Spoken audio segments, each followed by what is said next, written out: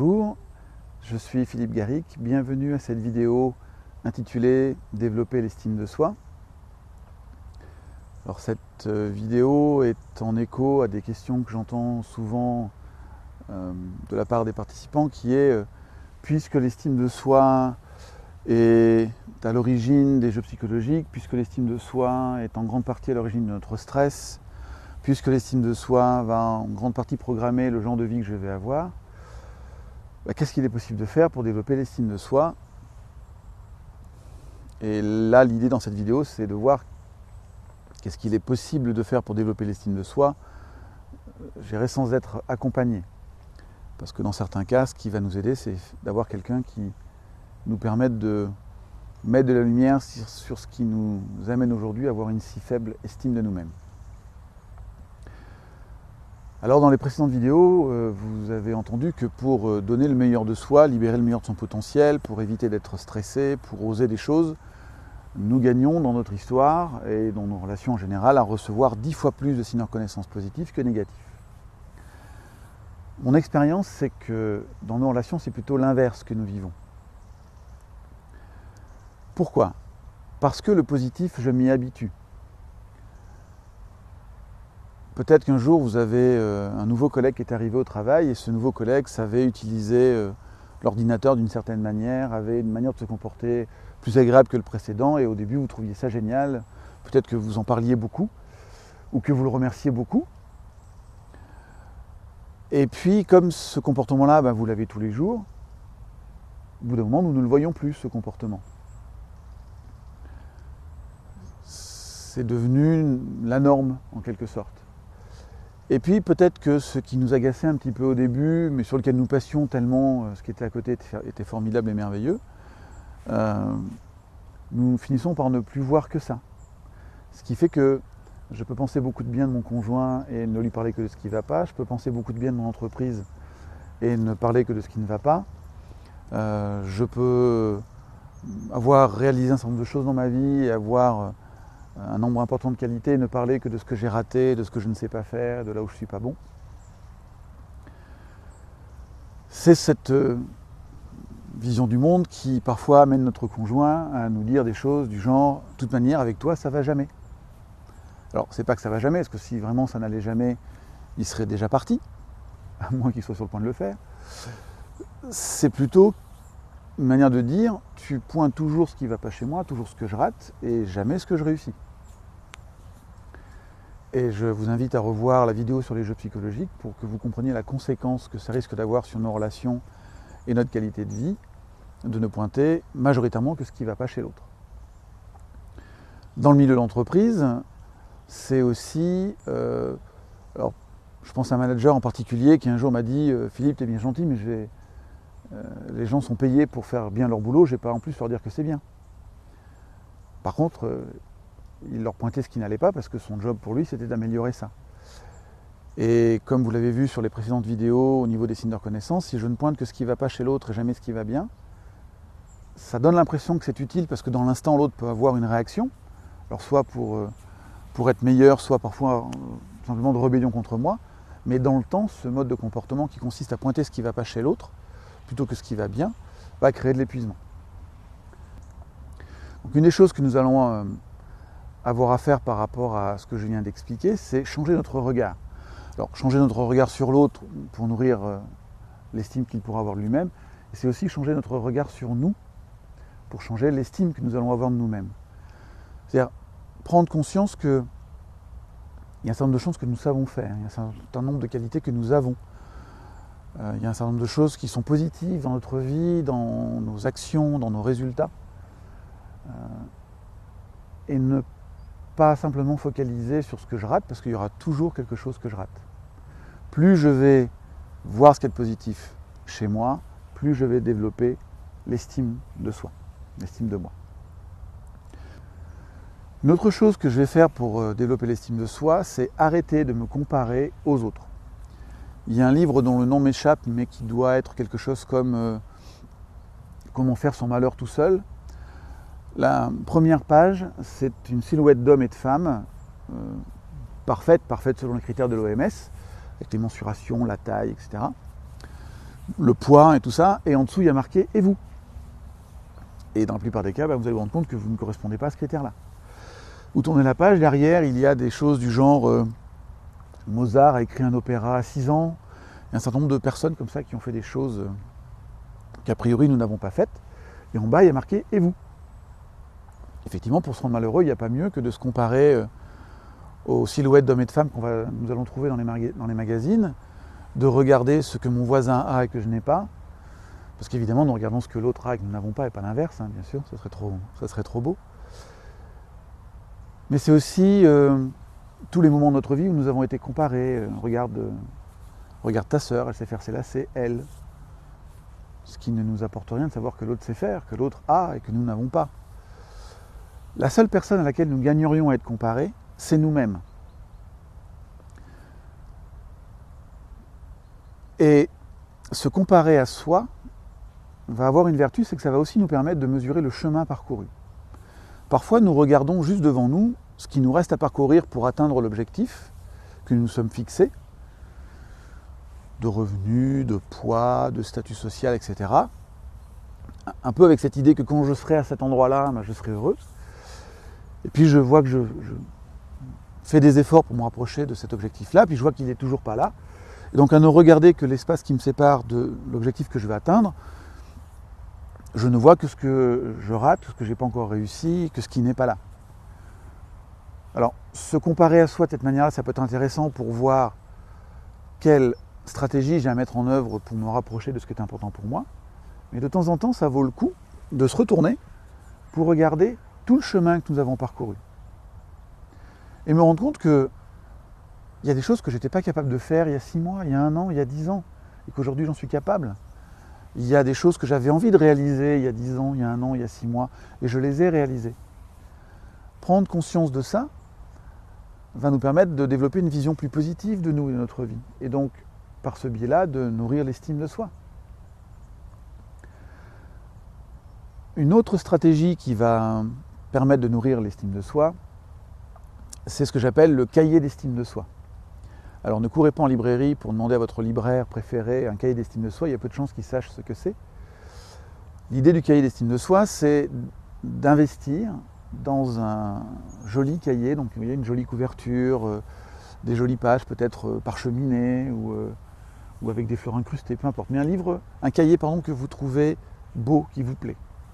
Et dans ce cahier d'estime de soi, vous allez écrire chaque jour 3 choses que vous aimez chez vous. Alors quand je dis chez vous, je ne dis pas dans votre maison, bien sûr. Vous, dans les résultats que vous avez obtenus, dans les comportements que vous avez mis en œuvre, dans les qualités dont vous avez fait preuve, peut-être dans quelque chose de physique. Peut-être des matins où je me lève en me disant « j'aime bien ma gueule dans la glace », par opposition au matin où je me dis « tiens, j'ai un bouton là » et on a l'impression que ce bouton qui est là prend tout le visage. Et je vais comme ça écrire chaque jour 3 choses que j'aime chez moi, dont je suis fier ou qui m'ont rendu heureux dans ce que j'ai pu mettre en œuvre dans ma journée. Alors, si vous ne l'avez jamais fait, vous risquez au début de trouver ça un peu bizarre de vous congratuler de la sorte.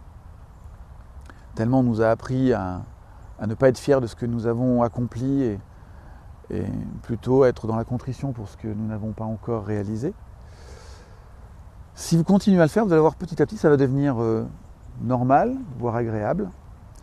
Et surtout, ce qui est intéressant dans cet exercice-là, c'est que ça vous contraint à avoir tous les jours un regard positif sur vous. J'ai toute confiance en notre capacité à nous flageller pour ce que nous ratons. L'idée, c'est que pour chaque regard négatif que je pose sur moi, je gagne à développer 10 regards positifs sur moi, si je veux rétablir l'équilibre pour reprendre ce ratio que nous avons vu dans la vidéo précédente. Donc, porter ce regard quotidiennement positif sur moi va me permettre de me rendre compte, de prendre conscience de tout ce qu'il y a de chouette, tout ce qu'il y a de beau chez moi. Et donc petit à petit, ça va nourrir l'estime de soi. Quand je dis que ça va nourrir petit à petit l'estime de soi, je veux dire par là que ce n'est pas parce que vous allez écrire une première page aujourd'hui que demain, vous n'aurez plus aucun problème. Vous aurez une magnifique estime de vous-même. Il en va de l'estime de soi comme le fait d'obtenir du cidre à partir d'une graine de pommier. Il va nous falloir du temps. C'est-à-dire que je vais planter ma graine, je vais l'arroser, je vais faire grandir l'arbre jusqu'à obtenir un fruit qui va me permettre d'obtenir du cidre. Pour l'estime de soi, c'est pareil. C'est l'énergie régulière que je mets à mettre en œuvre ce que vous voyez dans cette vidéo, et notamment cette histoire de cahier d'estime de soi, qui petit à petit va faire grandir l'estime de soi, sachant que vous avez déjà de l'estime de vous-même, sinon vous seriez déjà mort. Si j'avais aucune estime de moi, je ne pourrais même pas demander à manger ou oser aller dans les grandes surfaces pour faire mes courses. Donc si vous êtes capable d'être au contact des autres, c'est que vous avez l'estime de vous-même. Développer l'estime de soi, c'est augmenter la valeur positive que j'ai à mes propres yeux. Et au fur et à mesure que je l'augmente, il y a des choses dans mon environnement qui vont changer, ma vie va s'améliorer, je vais oser plus de choses, je vais demander plus de choses, refuser plus de choses qui contribueront à rendre la vie plus belle. Une autre manière de développer l'estime de soi, c'est se donner des challenges. Alors j'en ai déjà parlé dans une vidéo précédente, je ne vais pas y passer plus de temps sur celle-ci, en tout cas beaucoup de temps sur celle-ci. L'idée, c'est que quand je manque d'estime de moi, je n'ose pas. Je n'ose pas aller parler à un inconnu, je n'ose pas demander quelque chose, je n'ose pas refuser, je n'ose pas, postuler pour un travail qui est peut-être à la limite de mes compétences ou légèrement au-dessus. Du coup, cette mécanique, nous allons l'inverser, c'est-à-dire que je vais oser et je vais me donner des challenges. Alors quand je dis challenge, je ne dis pas que si vous êtes là, il faut prendre un challenge ici. Peut-être que c'est déjà trop haut. Mais un challenge ici, c'est peut-être gérable. Là, la peur est ingérable, là, la peur est peut-être gérable. Et le fait d'oser comme ça se donner des petits défis me permet d'apprivoiser la peur que j'ai à oser, me permet de me rendre compte que j'arrive à faire, que dans certains cas, je peux au moins être fier d'avoir osé, même si le résultat n'est pas ce que j'aurais voulu. Et dans un bon nombre de cas, vous allez vous rendre compte que vous allez obtenir ce que vous voulez ou une partie de ce que vous voulez, assez rarement ce que vous redoutez. Et au fur et à mesure des challenges que je vais me donner, je vais développer l'estime de moi-même. Je vais avoir une vision de moi de plus en plus positive. Une autre chose qui va permettre de développer l'estime de soi, c'est d'accueillir les signes de reconnaissance positifs. Dit autrement, d'accueillir toutes les manifestations que les autres vont nous adresser pour exprimer leur gratitude envers nous. Là aussi, je ne vais pas développer plus que ça puisque j'en ai parlé dans notre vidéo. En gros, les schémas, c'est quand quelqu'un me fait un cadeau, je le prends. Après, j'en ferai l'usage que je veux, mais je peux le prendre. Je n'ai pas à dire « fallait pas ». Quand quelqu'un me dit « merci », je n'ai pas à lui dire de rien ou « il n'y a pas de quoi ». Je peux simplement lui répondre « merci » ou « bienvenue » ou « avec plaisir ». Parce qu'encore une fois, ne pas prendre les cadeaux ou les merci que les autres nous adressent développe l'idée que nous n'avons pas assez de valeur pour les accepter. Donc la démarche inverse va créer l'effet inverse. Si je m'autorise à accepter les cadeaux et les merci que les autres me font, ça va développer l'estime que j'ai de moi-même. Et encore une fois, il y a sûrement des choses à apprivoiser, c'est-à-dire qu'au début, ça va peut-être vous faire bizarre de ne pas répondre de rien ou il n'y a pas de quoi. Et petit à petit, ça va devenir à nouveau normal, c'est qu'une question d'habitude. Et petit à petit, je vais développer l'idée que je mérite d'avoir toutes ces belles choses que la vie m'offre. Pourquoi ? Parce que j'ai de la valeur, et si je commence à considérer que j'ai de la valeur, je développe l'estime de moi. Une autre chose qui va permettre le développement de l'estime de soi, c'est ce que j'appelle les mantras positifs. À une époque, Émile Coué a écrit un livre sur une approche qu'il appelle la méthode Coué. Alors pas celle de l'animateur de télé, une autre, qui consiste à se dire des phrases du genre « Aujourd'hui, je vais mieux qu'hier et moins bien que demain », avec cette idée que plus je me répète cette phrase-là, plus cette phrase-là devient vraie. Les mantras positifs partent du même constat. Si je me répète que je suis nul, que je ne vaux rien, que j'y arriverai jamais, que c'est pas pour moi, il y a de grandes chances que ça se vérifie dans ma vie. Donc l'idée, c'est de trouver des sortes d'antidotes à ces mantras-là et de se répéter des choses du genre je suis capable, j'ai la capacité d'y arriver, je mérite d'être heureux, je mérite d'avoir telle fonction, tel travail. Encore une fois, ça ne veut pas dire que vous allez forcément avoir ce poste-là, mais vous allez mettre plus d'énergie en œuvre et avoir des comportements plus adaptés pour obtenir ce que vous voulez, parce que vous estimez que c'est juste que vous puissiez l'avoir, parce que vous avez une image de vous qui légitime ça. Okay ? Donc, être vigilant à nos pensées est important, et développer une pensée positive vis-à-vis de nous va nous aider à développer l'estime de soi. Ce qui va aussi nous aider à développer l'estime de soi, c'est de dissocier ce que je suis des résultats que j'obtiens ou de ce que je fais. Alors ça, c'est très compliqué à faire pour beaucoup d'entre nous. Parce que nous avons été conditionnés à être quelqu'un de bien si nous faisons quelque chose de bien. Je suis un bon élève si j'ai des bonnes notes. Je suis un bon collaborateur si j'ai des bons résultats. Je suis un bon conjoint si je satisfais les attentes de mon conjoint. Et donc, j'ai développé l'idée qu'à l'inverse, si je n'ai pas de bons résultats, si je ne suis pas à la hauteur de ce que l'autre attend, je suis une mauvaise personne. Dissocier les deux, c'est comprendre que notre être profond, ce que nous sommes, notre essence, est beau, positif, magnifique, extraordinaire et tous les qualificatifs positifs que vous pouvez imaginer. Ce que je suis n'est que positif et n'est jamais remis en cause par ce que je fais. Il peut arriver que j'ai des comportements qui ne soient pas ceux que j'aurais, mais il peut arriver que j'ai des comportements qui ne plaisent pas à l'autre, mais ça ne remet pas en cause qui je suis. Il peut arriver que ce que j'ai, mon statut social, mes revenus, ma voiture, la gueule que je fais par exemple, ne me satisfasse pas pleinement ou ne convienne pas pleinement à l'autre, mais ça ne remet pas en cause qui je suis. Quelque chose que je fais en formation qui aide les personnes à comprendre cette notion-là consiste à demander à l'un des participants un billet de banque et je demande au groupe quelle est la valeur du billet. Alors, par exemple, je sais pas, prenons un billet de 10 €, donc le groupe me dit 10 €. Et généralement, dans leur regard, j'ai l'impression de lire et dire qu'on le paye pour nous demander des choses aussi évidentes. Ensuite, je froisse le billet dans ma main et je leur demande à nouveau quelle est la valeur du billet. Ils me répondent 10 €. Je le jette par terre et je leur demande quelle est la valeur du billet. Ils me répondent à nouveau 10 €. Je marche dessus, je l'écrase bien. Il arrive très régulièrement que j'ai des commentaires du genre « ça ne se fait pas ». Et je demande à nouveau quelle est la valeur du billet et ils me répondent à nouveau 10 €. Je récupère le billet, je le défroise, je demande à la personne si elle veut le récupérer et jusqu'à présent, tous les participants ont bien voulu récupérer leur billet, n'ont pas accepté de me le laisser.